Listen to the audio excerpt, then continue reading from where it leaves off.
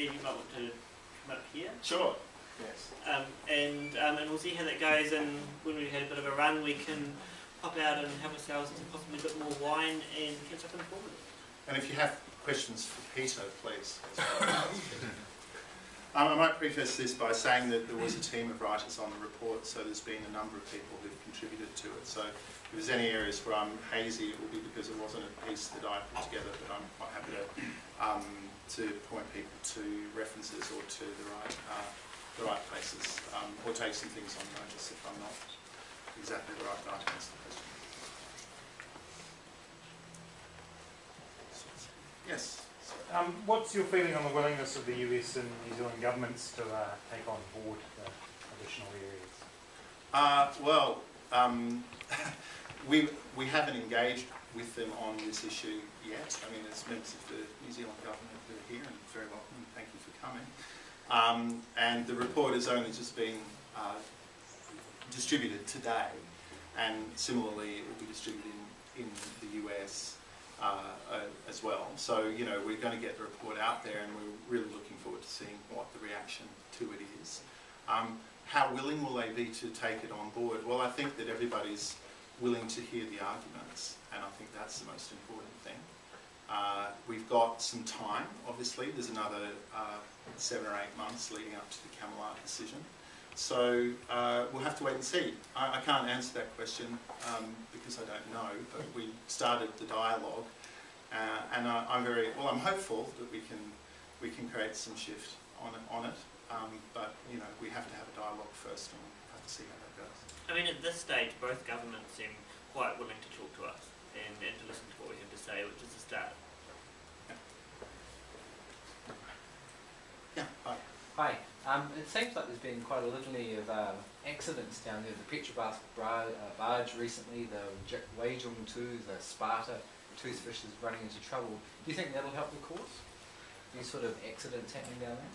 I think it's a slightly separate issue, because I think with I mean, obviously it's not good for the marine environment, those things happening, and I think certainly with some of the boats that are going down there are clearly unseaworthy. But it's a slightly different issue in the sense that some of that is an IMO regulatory issue rather than a Camelot issue. I think it's important that the countries who are sending ships down there that are unseaworthy and getting into trouble should be doing something about it. But I do also think from a campaign perspective that if you push the line that this is a terrible thing here, so therefore it should be protected, the obvious outcome is going to be stronger shipping regulation. And actually what we're talking about at this point is about stronger environmental regulation. So, you know, from a strategic perspective, I mean, I think it's a very important part of the story, is what I'm saying, but I'm not entirely sure that if you go down that route as a sort of, you know, a focus, that you're going to end up with the kind of outcome. You know.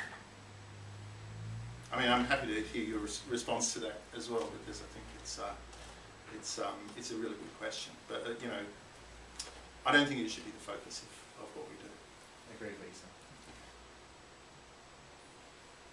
Yes. Question for Peter. The response from the Safeways spokesperson was quite strong. Did you get any other responses from commercial or other organisations like that? No, to tell you, I've just returned from that trip to the US where I filmed for 2 weeks, and it actually took quite a bit of effort to get him to front up to the camera, because but they were very sure that they made the right decision. So I didn't really approach other people, in all honesty, but he was Phil, who is the seafood buyer for all of Safeway. I found him to be a very sort of down-to-earth guy. He grew up in Ketchikan in Alaska. He knew the fishing industry. He understood the need for people to you know, make a living, and but he fronted up. He was, you know, a really good guy. And the main issue was actually with the Marine Stewardship Councils. I mean, there was a few issues, but it highlighted on the fact that they had certified that fishery sustainable in what they believed was a real lack of knowledge of the consequences of removing that amount of toothfish.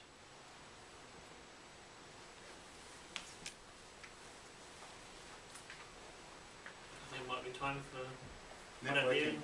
one of you.